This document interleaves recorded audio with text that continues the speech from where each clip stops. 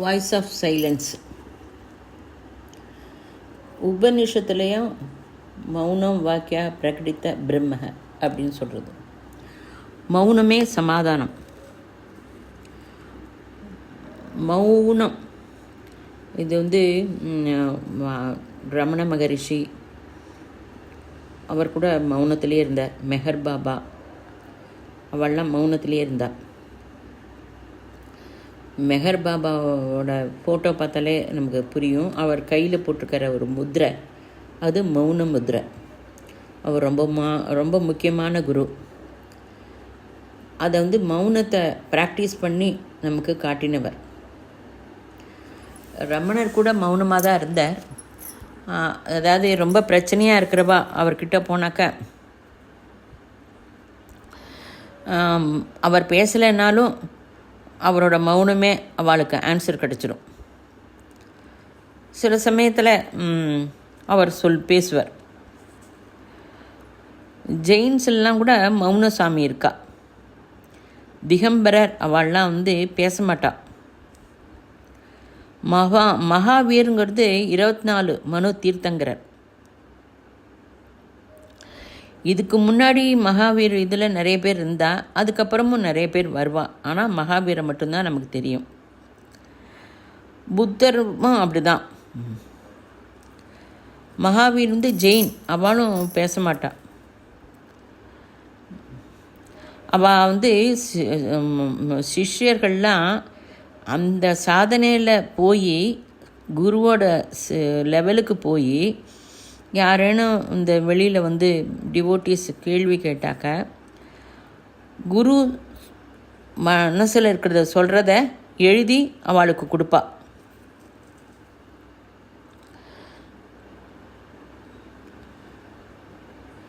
இப்படி நமக்கு பேசணும் அப்படிங்கிறவளுக்கு சந்தேகம் வருது. மௌனம் ப்ராக்டிஸ் பண்ணால் சந்தேகமே வராது. ஆர்டினரியாக இருக்கிற மனுஷாக தான் பேசுவாள். குரு ஆன்சர் தந்துடுவார். குருகிட்ட கூட எப்போ கேள்வி கேட்கலாம் கேட்கக்கூடாது அப்படின்னு நம்ம டிஸ்கிரிமினேட் நாலேஜோடு பண்ணிக்கணும்.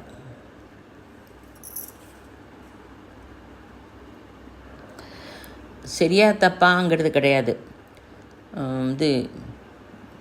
கிஷோர் ராமகிருஷ்ண மாஸ்டர்கிட்ட நிறைய கொஸ்டின் கேட்பறான்.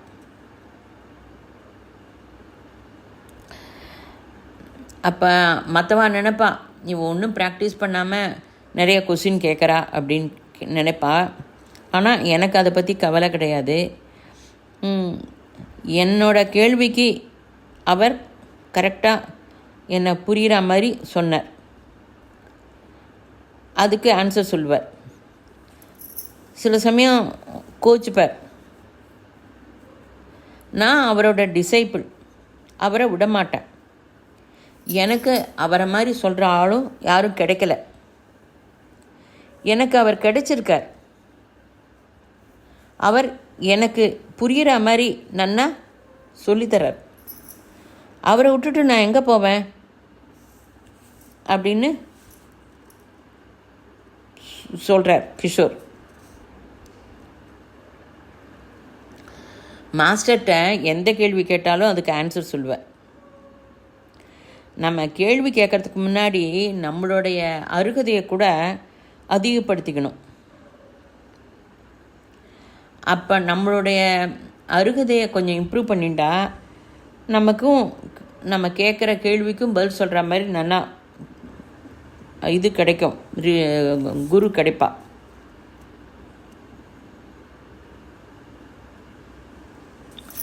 நம்ம நினைக்கிறோம் ரிஷி என்ன நிறைய குருச்சரித்திரம் படிக்கிறேன், லலிதா சஹஸ்ரநாமம் நிறைய பண்ணியிருக்கேன், கண்டினியூஸாக பண்ணுறேன், ரொம்ப கோயிலெலாம் நிறைய போயிருக்கேன் அப்படின்னு சொல்லி நினைப்போம். அதெல்லாம் ரைட்டு. நீ இங்கெல்லாம் போய் என்ன விஷயம் தெரிஞ்சுட்ட? ஏதேனும் உனக்கு நியூ தாட்ஸ் வந்துதா?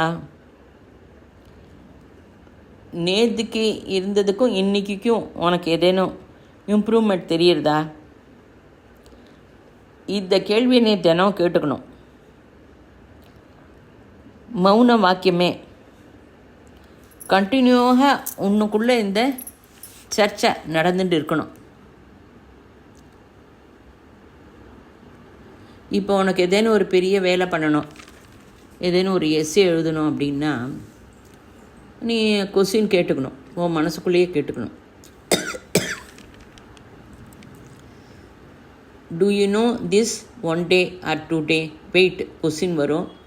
உனக்குள்ளே வரும் கேள்வி 2 அல்லது 3 நாளைக்கு வெயிட் பண்ண. ஆன்சர் வரலையா அப்போ குருட்ட கேளு. எனக்கு 2014 நிறைய டவுட்ஸ் வரும்.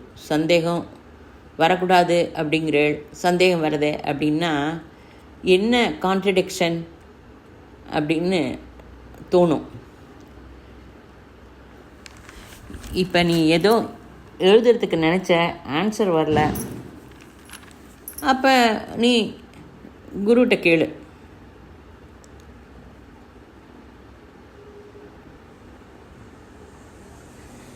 இது ஒரு சாதனைக்கு வந்தப்புறம் டிஸ்கிரிமினேட் நாலேஜ் தெரிஞ்சுக்கிறதுக்கு இது ரொம்ப உபயோகப்படும். அப்போ இது சரி இது தப்பு அப்படின்னு சொல்லி நம்ம ஸ்டெப் வைக்கிறதுக்கு பயன்படுத்திக்கலாம். ஆலோசனை வருதுன்னா நம்மளே செல்ஃப் கிரிட்டிசிசம் பண்ணிக்கணும். இந்த ஆலோசனை எங்கிட்டேருந்து வருதா அனலைஸ் வேணும்.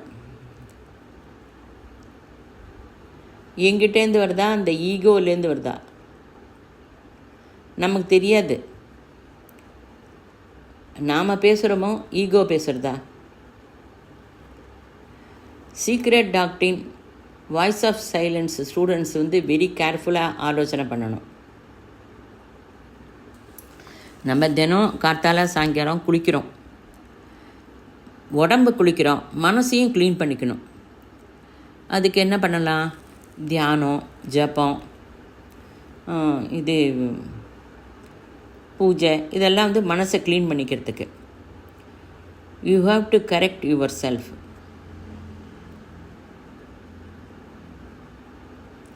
நீ ஒரு ஸ்கூல்லேருந்து கற்றுக்கல. அதாவது நிறைய ஒவ்வொரு குரு ஒவ்வொரு மாதிரி சொல்லுவாள். ஜபம் பண்ண சில பேர் பண்டிகை மந்திரம், அதாவது இப்போ ராமநவமின்னா அதுக்குன்னு தனி மந்திரம், நவராத்திரின்னா தனி, அப்படின்னு கொஞ்சம் கொஞ்சமாக அதெல்லாம் மாறும். டைம் அண்ட் டைம் இந்த டயத்தில் இந்த இது பண்ண குரு ஜபம் பண்ண, இந்த சாதனை பண்ணு அப்படின்னு சொல்கிற குரு இருக்கா. இப்போ கார்த்திகை மாதம் சிவத்தியானம் சொல்லு அப்படின்னு சொல்லி மாஸ்டர் சிவத்தியானம் பண்ணுங்க அப்படிங்கிறார். சஹஸ்ராரம் டு பேக் போன், மூலாதாரத்தில், அதாவது இந்த டமரு திரிசூலத்தை மூலாதாரத்தில் வச்சுக்கோ அப்படிங்கிற. டமருவோட 2 பாகம் 2 காது அப்படி நினைக்க சொல்கிறார். இது எக்ஸ்பெரிமெண்ட் வித் த சவுண்டு. இப்போ இருக்கிற காலத்தில் இயர்ஃபோனை நம்ம ரொம்ப யூஸ் பண்ணுறோம். அதனால் நமக்கு hearing capacity குறைஞ்சிடுத்தோன்னு தோன்றுறது.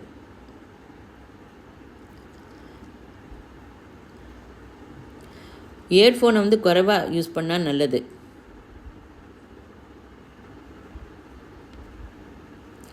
Voice of silence, பிரகிருதியில் உள்ள 7 சப்தத்தையும் கேளு. மௌனத்தில் இருந்து நாதம் கேட்க முடியும். சைலன்ஸ் ப்ராக்டிஸ் பண்ணு. உன்னோட மொபைல்லேருந்து நீ தள்ளிடு. கோஆப்ரேட், அதாவது நீ மௌனமாக இருக்க அப்படின்னா உங்கள் வீட்டில் சொல்லிவிட்டு 1 hour சாதனை செய்கிறேன் அப்படின்னு சொல்லிவிட்டு தனியாக உட்காந்துக்கோ.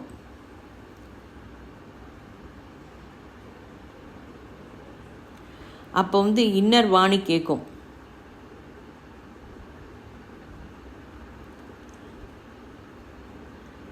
You can initiate your most voice anything.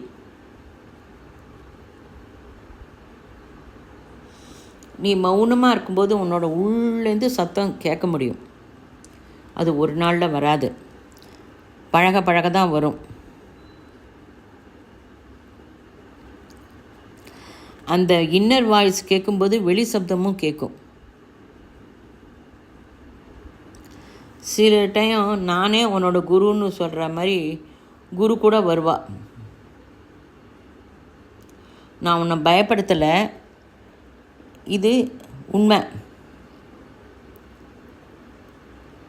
அதாவது சில ஆத்மாக்கள் நம்மக்கிட்ட என்ட்ராகும். சில்லி ஆத்மா நம்மகிட்ட சாதனை இருக்குது, நம்ம சாதனையினால் லைட்டு தெரியும்.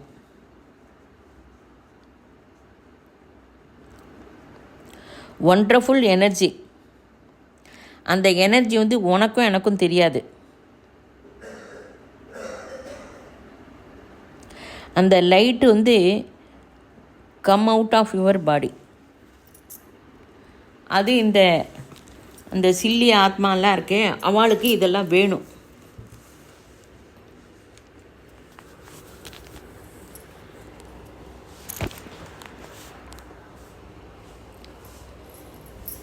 They can initiate your master's voice, anything. நம்ம ஆறாவுக்கு வரும், அது டெஃபினெட்லி இது நடக்கும்.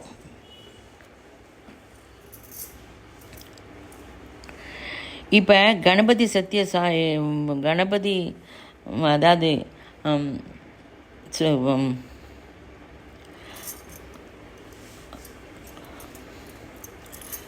இது சத்யசாய் பாபா, கணபதி சச்சிதானந்த சுவாமி, இவாளுக்கெல்லாம் ஆறா தெரியுறதா, சக்கரம் தெரியுறதா? அதெல்லாம் நமக்கு கண்ணுக்கு நேராக தெரியாது. ஈத்தரிக் டபுள்னு சரீரம் பற்றி ஒரு சக்தி ஒரு லேயர் இருக்குது. ஆஸ்ட்ரல் பாடிக்கும் ஃபிசிக்கல் பாடிக்கும் நடுப்புற நம்ம பாடியில் இருக்குது அந்த லேயர். நமக்கு 7 சரீரம் இருக்குது. பூ புவக ஸ்வக மகக ஜனக தபக சத்தியம் அப்படின்னு சொல்கிறான்.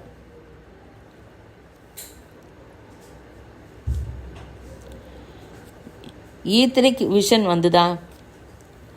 சீக்ரெட் டாக்டரினில் ஃபிசிக்கல் ஈத்திரிக்கல் எல்லாம் சொல்கிறான். அதாவது நம்ம உடம்பை சுற்றி ஒண்டர்ஃபுல் எனர்ஜி சுற்றி இருக்குது.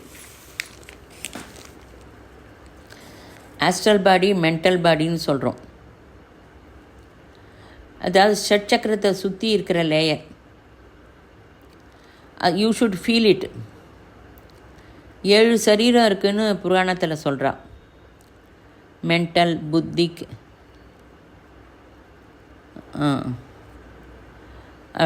ஆதி, அனுபாதுகா அப்படின்லாம்.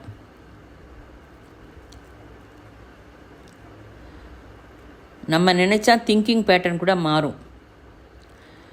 5 கோஷம் இருக்குது. பிராணமய கோஷம், அன்னமய கோஷம், மனோமய கோஷம், விஞ்ஞானமய கோஷம், ஆனந்தமய கோஷம். நாம் சம்பூர்ண சமர்ப்பணம் பண்ணிடணும். சம்பூர்ண சமர்ப்பணம் பண்ணிட்டு அனுபூதி பெற முடியும்.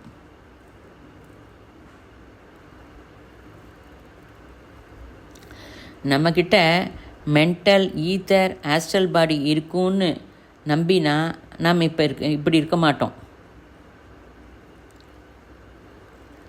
சம்பூர்ண சமர்ப்பணம் பண்ணிட்டோன்னா அந்த தியரியே புரிஞ்சுக்கோ.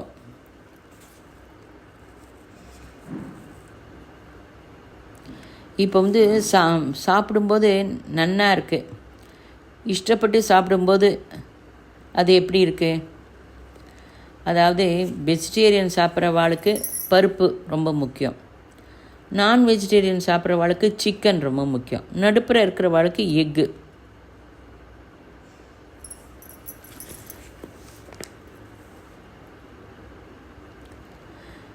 ஆர்வம், கேட்டது என்ன மாறுதல் கொண்டு வருது? நீ அனுபவி. நம்மளோட லட்சியம் என்ன? அன்னோன் டு நோன் போகணும். த வாய்ஸ் ஆஃப் சைலன்ஸ் 750 கோடி மனுஷா இருக்கா. இதனோட வாய்ஸ் ஆஃப் சைலண்ட்டு வழி தெரிஞ்சுட்டாக்கா பயம் இருக்காது. மெஹர் பாபா சொன்ன முத்திரையை வச்சுட்டா மௌன ஸ்திதிக்கு போகும். நீ ப்ராக்டிஸ் பண்ணியா? மௌனமே சாதனை. இப்போ நம்ம சிலதெல்லாம் எல்லாத்தையும் ஃபார்வேர்ட் பண்ணுறோம். அது அவசியம் இல்லையா அப்படின்னு அதெல்லாம் பார்க்குறதே இல்லை. சில சமயத்தில் என்னன்னா நம்ம அனுப்புறது ராங் இன்ஃபர்மேஷன் கூட போகிறது. அதெல்லாமும் தப்பு தான். இப்போ ஒன்றும் இல்லை, நாங்கள் திருவண்ணாமலை போனோம். 14 கிலோமீட்டர் தானே நடந்து போக முடியும், ஹாய்காக நடக்கலாம், ஃப்ரெண்ட்ஸோடு இருக்கலாம் அப்படின்னு நினச்சிட்டேன். அப்போ நடக்க ஆரம்பித்த உடனே மழை பெஞ்சிடுத்து. அப்போ ஹோட்டல்காரன் சொன்னான், இல்லை மழை இப்போ நின்றுடும் அப்படின்னு. குடை எடுத்துன்னு வரல, ரொம்ப ப்ரிப்பேர் பண்ணிட்டோம். அப்புறம் மழையில் சரி மழை வந்துடுதுன்ட்டு அந்த பிளாஸ்டிக் ஷீட்டை போட்டு இது பண்ணிட்டோம், பிளாஸ்டிக்கு கவர் வாங்கிட்டோம். மழை நின்று போயிடுத்து, கரண்ட்டு போயிடுத்து. நான் மழை நிற்கணுன்னு தான் நினச்சிட்டேன், கரண்ட் இருக்கணும்னு நினைக்கலையே.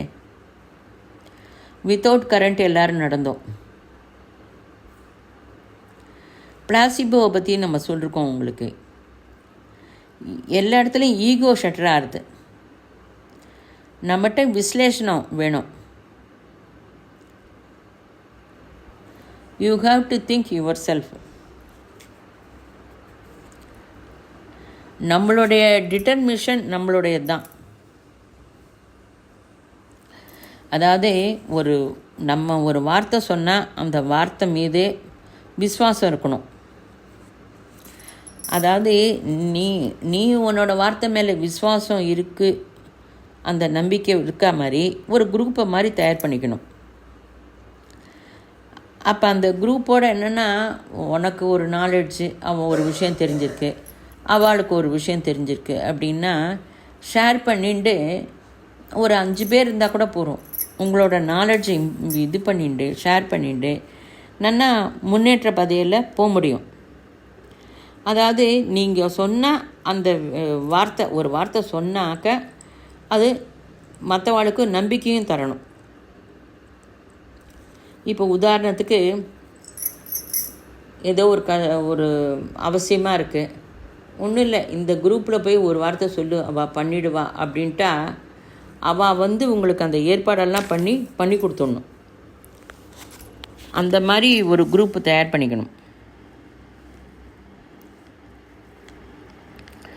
இது இல்லை மழை வந்தது, கரண்ட்டு போச்சு, இதெல்லாம் பகவான் நம்மளை பரீட்சிக்கிறாரா?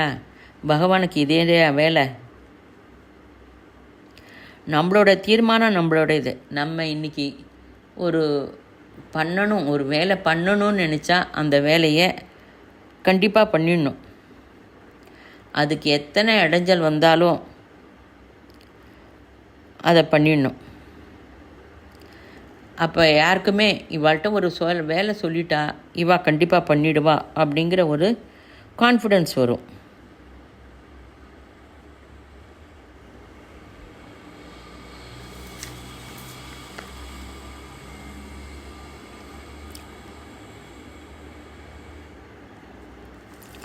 இப்போ மகாலட்சுமி சாதனையில் 1லேருந்து 19, 19லேருந்து 1, மறுபடியும் 1லேருந்து 19 இது படிக்கும்போதே நமக்கு அந்த வேர்டெல்லாம் நமக்கு நிறைய நமக்கு ஆக்டிவேட் பண்ணும் நம்ம சரீரத்தில்.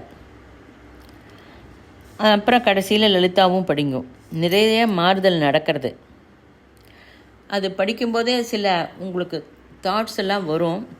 அதை ஒரு சிஸ்டமேட்டிக்காக கொண்டு வரத்துக்கு அதுக்கும் ஏற்பாடாயிடும். நம்ம படிக்கும்போது நம்மளுடைய நாடியில் கூட டிஃப்ரென்ஸ் தெரியும்.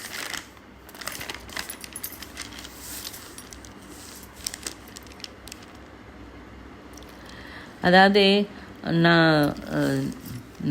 நாகர் தீட்சித்துங்கிறவெல்லாம் பஞ்சபூதத்துக்கு கண்ட்ரோல் அவளுக்கு. ஞானேஸ்வரி மகான். நம்ம எந்த இடத்துல நம்ம எது கற்றுக்குறோமோ அதுக்கு அடுத்த ஸ்டேஜுக்கு அடுத்த குரு தானாகவே வருவா. எப்படி நம்ம கண்டுபிடிக்கிறது அப்படின்னா, நம்ம பின்னாடியே நம்மளுக்கு ஃபாலோ பண்ணுவாள். உன்னோட டிஸ்கிரிமினேட் நாலேஜ் வச்சுட்டு நீ கண்டுபிடிக்கணும்.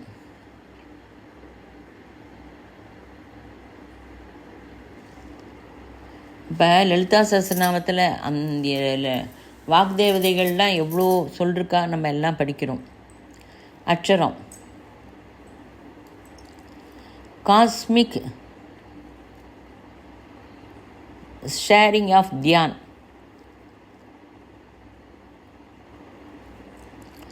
நம்ம லாஸ்ட்டு இன்னொரு தடவை லலிதா சஹஸ்ரநாமம் படிக்கும்போது நம்மளோட நாடி மீது இம்பேக்ட் ஆகும்.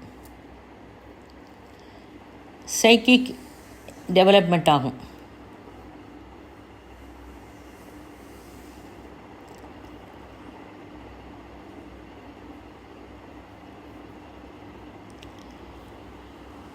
இதை ப்ராக்டிஸ் பண்ண தான் வரும். பௌதிக லைஃப்பில் டிஸ்கனெக்ட் ஆகிடுவோம் நம்ம. அப்படின்னு நீ பயப்பட வேண்டாம். உன்னோட பாத்தியதை, உனக்குன்னு இருக்கிற ரெஸ்பான்சிபிளை நீ நன்னா பண்ணுவ. கொஞ்சம் நம்ம டிட்டாச்சாக இருக்க மாதிரி நினச்சிப்போம்.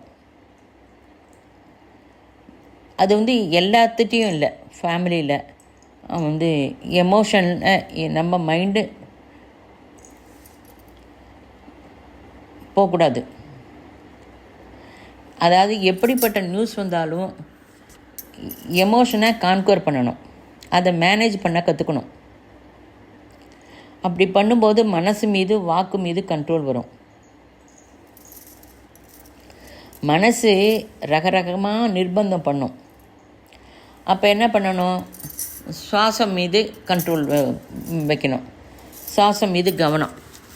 அதாவது ஸ்லோவாக போகிறதா, ஃபாஸ்ட்டாக போகிறதா, லெஃப்டில் போகிறதா, ரைட்டில் போகிறதா. அந்த சுவாசம் மீது கவனம் வந்துடுத்துனா தாட்டு வராது. Emotion action. பேரண்ட்ஸு, ஃப்ரெண்ட்ஸு, வீட்டில் இருக்கிற ஹஸ்பண்ட், ஒய்ஃப், இவாள்கிட்டெல்லாமும் அவள்கிட்டெல்லாம் நம்ம காட்டினா அவள் ரெஃப்ளெக்ட் ஆவாள். அவள் நமக்கு கொஞ்சம் நிறைய விஷயத்தில் ஹெல்ப்பும் பண்ணுவாள். கரிஷ்யே வச்சனம் தவ, சொன்னால் கேட்க மாட்டேன், உன் இஷ்டப்படி தான் செய்வேன் அப்படிங்கிற ஸ்ரீகிருஷ்ணர்.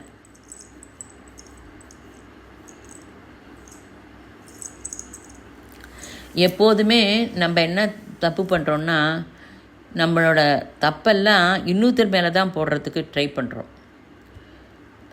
ஆமாம், நான் தான் தப்பு பண்ணேங்கிறத ஒத்துக்கவே மாட்டேங்கிறோம். அவள் சொன்னால் அதனால் ஆச்சு, இவா சொன்னால் அதனால் ஆச்சு அப்படின்னு சொல்லிட்டு தப்பை கூட இன்னொருத்தட்ட தான் போடுறோம்.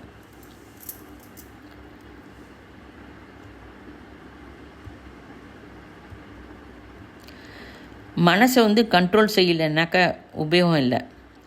அதாவது ரகரகமாக பிரவச்சனம்லாம் கேட்குறோம். அப்புறம் மனசுக்கு சந்தோஷம் இருக்கணும்ன்ட்டு காமெடி பார்க்குறோம், டிவி பார்க்குறோம். மனசு எப்போதும் ஹாப்பியாக இருக்கணும்னு நினச்சி நீ பண்ணுற.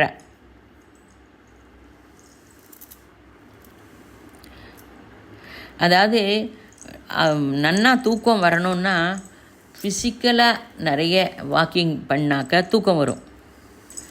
நீ யார் வாக்கிங் போகிறது அப்படின்ட்டு புக்கு படிக்கிறேன் தூக்கம் வருது அப்படின்னாக்க கடைசியில் புக்கையும் சரியாக படிக்க மாட்டோம், தூக்கமும் நன்னா வராது.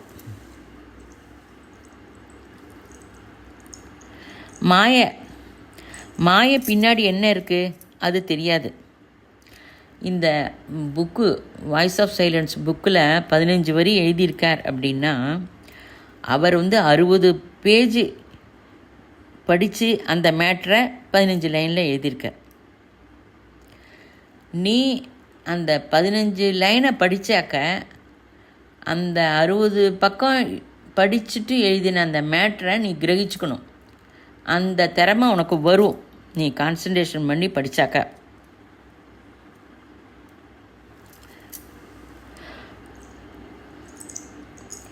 நமக்கு கொஞ்சம் கொஞ்சமாக அதை நம்ம இம்ப்ரூவ் பண்ணிக்கணும். மனசை விதவிதமாக நிர்பந்தம் செய்யும். சாதனை மூலமாக கண்ட்ரோல் பண்ணும். டெக்னிக்கு, தாட்டு, சுவாசம், நோ டவுட்ஸ், எமோஷன், ஆக்ஷன் வைக்கிறதுக்கு ட்ரை பண்ணுறோம். நம்ம மௌனமாக இருக்க போகிறோம் அப்படின்னு சொல்லி பேரண்ட்ஸ்கிட்டையோ வீட்லேயோ சொன்னால் அவள் நமக்கு ரொம்ப அனுகூலமாக இருப்பாள். பெரும்பாலும் தப்புக்கு நான் தான் காரணங்கிறத அக்செப்ட் பண்ணிக்கோ. மனசுக்கு இஷ்டமானதே பண்ண முடியாது.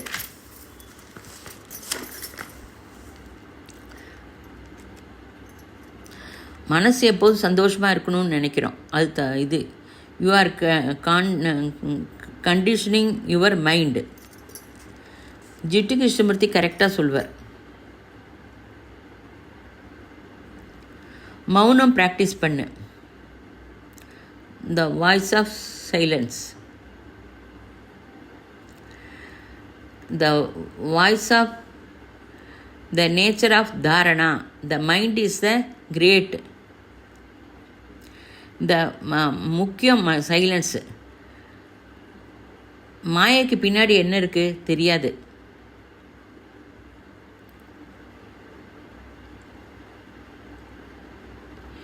யுவர் கோல் ஹையஸ்ட் இருக்கணும். செல்ஃப் ரியலைசேஷன் வரணும். கோரிக்கையில் எமோஷன் இருக்கக்கூடாது. இதெல்லாம் வரலையே, கஷ்டப்படுறேனே அப்படின்னா குருவோட காலை பிடிச்சிக்கோ. குருகிட்ட ஹானஸ்ட்டாக சொல்லு, நான் இத்தனை வருஷம் ஏதோ கொஞ்சம் பண்ணியிருக்கேன்னு நினைக்கிறேன் குருஜி, ஆனால் எப்படி இருக்கணும், என்ன பண்ணணும் ஒன்றுமே தெரியல. இந்த பாத்துக்கு வந்துட்டேன். இது நாள் வரைக்கும் தப்பு செஞ்சுருக்கேன், செஞ்சுட்டும் இருக்கேன். இன்னும் 40 வருஷம் இருப்பேனோ தெரியாது. எனக்கு ஆனால் எல்லாம் சொல்லிக் கொடுங்க அப்படின்னு சொல்லிட்டு சரண்டர். அப்போ பர்செப்ஷன் மாறும். அதாவது காயத்ரி செய்கிறதுனால நிறைய பேர் என்ன சொல்லுவாங்கன்னா கஷ்டம் வருது அப்படின்பா. காயத்ரி பண்ணுறதுனால கஷ்டம் வராது. அந்த பர்செப்ஷன், அதாவது அதை பற்றி மாறும். The mind is the great slayer of the real. Let the disciple slay the slayer. The mind is the great slayer of the real. Let the disciple slay the slayer. இது ஒரு சூத்திரம் மாதிரி தினம் ஒரு தடவை சொன்னால் கூட தப்பே இல்லை. ரொம்ப முக்கியமான இது. ஸ்வஸ்தி.